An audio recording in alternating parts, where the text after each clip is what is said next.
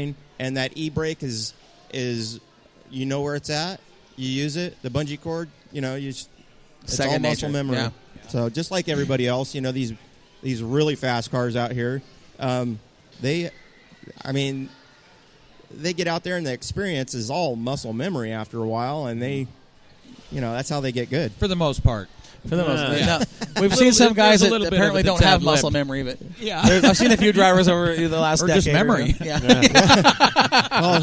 Well, we're not allowed to run, lockers or anything, like that. So it's a one-wheel drive car, front-wheel drive. It's hard to hook up. Yeah. It really is. It's all on air pressure and. Well, we were talking down at the other end down there, and I heard your challenge to Corey, or offer/challenge to get behind the wheel of that thing and take her for a few laps. Yeah, I'm not going to say no. Hey, you better not. I just know who will be right behind you. I've never shifted with bungee cords, but... Yeah, well... It'll become muscle memory. I found my problem with that, hopefully. We'll see.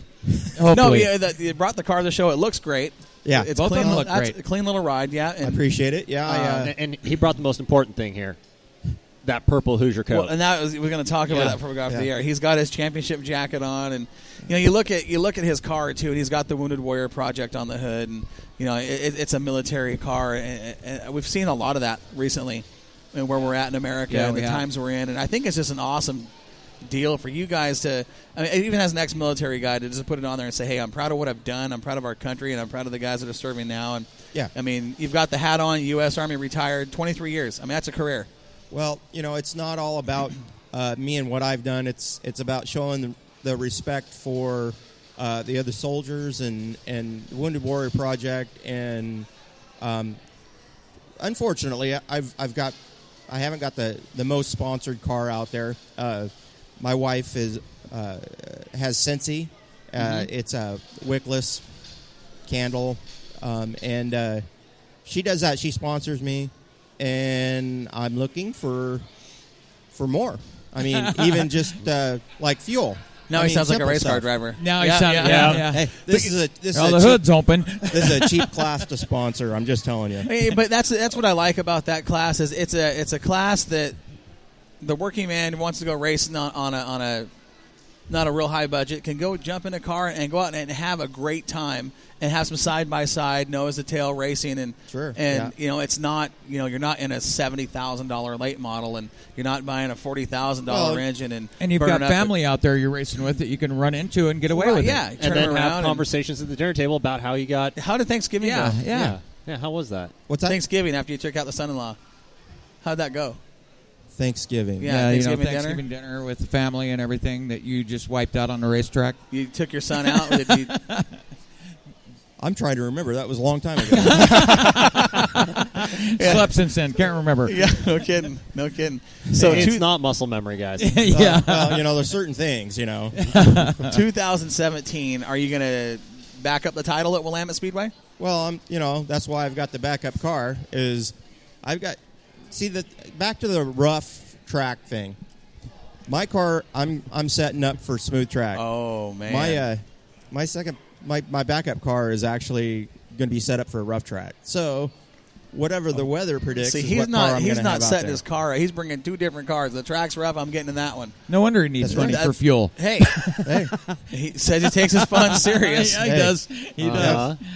If you're coming out there to run, you're going to come out there to run. Oh, heck yeah. I love it. So and have fun doing it. You've got your back turned right here looking at us, and we talked about the championship, and your son-in-law is back there shaking his head, pointing to himself. He says, hey, I'm taking that title this year. And Traz Lavinia, let me tell you something. You got your work cut out. This old guy can drive. I think he took you to school at telemetry last year. Like 7 times he took you to school. Yeah, well. He says he's going to catch you. See, the thing of it is, both those cars sit in my shop. So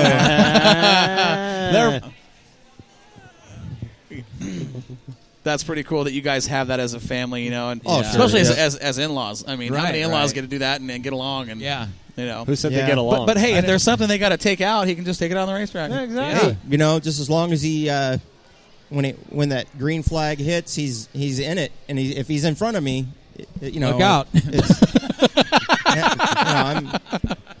I'm gonna driving in hard this time. Yeah. when I get in the car, I calm down. Well, I mean, I don't know how that happens because you're really not too hyper of a guy. You're pretty mellow and relaxed and chill most of the time. Yeah, well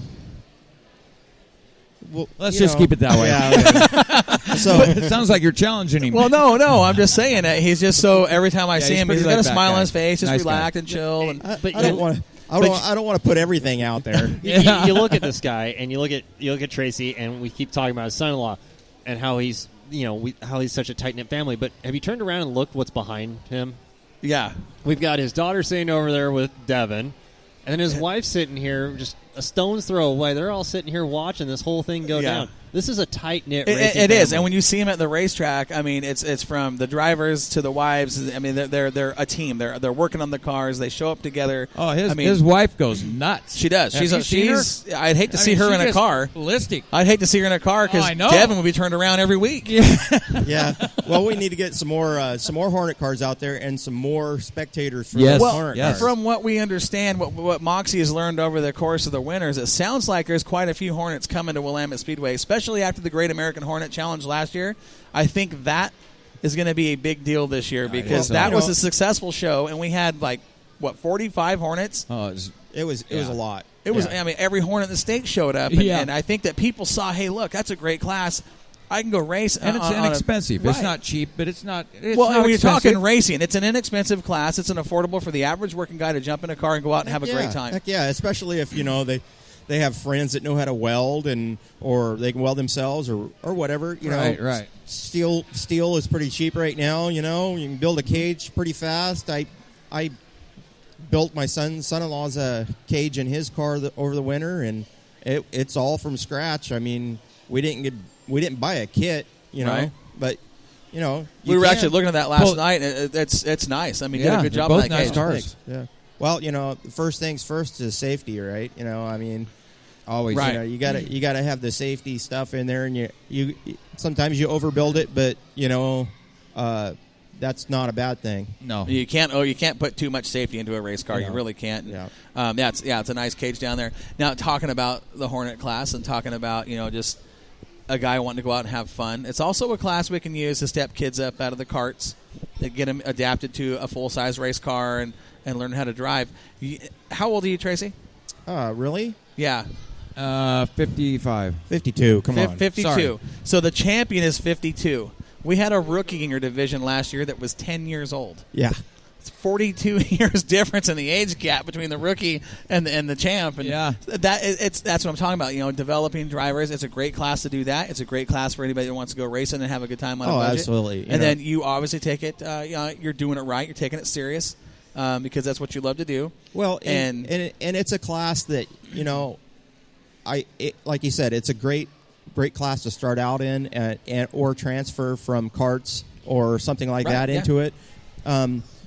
The only thing is, they got to remember that karts are smaller and the big cars are longer. So when you cut in, you got to leave a little bit more space. Just a little bit. It all boils down to common sense. Well, and having some kind of memory. Yeah, some kind of memory. I can't remember. So, any plans for you to maybe move up in the ranks anytime soon? Or I was actually going to mention that. It's for me, it's a hobby. So, I mean, I don't want to put too much into a hobby, but I do want to go faster, like any racer. But there is some classes. There's a series of what they call mini stocks, which I don't like to call them Hornets because that's kind of a goofy name. I call them a sport compact. Sport compact. Yes. I like it. Hey, that works. I like it. I think they call them Hornets because that's what they sound like. I mean, something more respectable. Yeah. Well, have you ever thought about maybe the sport mods are coming?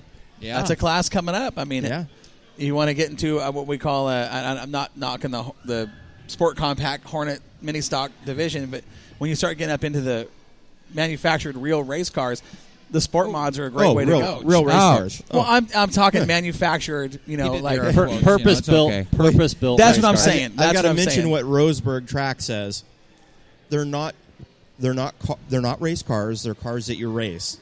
And I'm like, really? I think if it's got a number on it and you're racing it, it's a race car. I think so. Especially if it's got a full cage in it and all the safety equipment. And, they're definitely race cars. It's nothing different than a street stock, it's just smaller. Right. And you obviously have the most important ingredient to moving up in your favor. You have your family that's obviously into racing, and they've been here all weekend long in support. Now we're kind of getting the funny look from his wife. I think she would support it.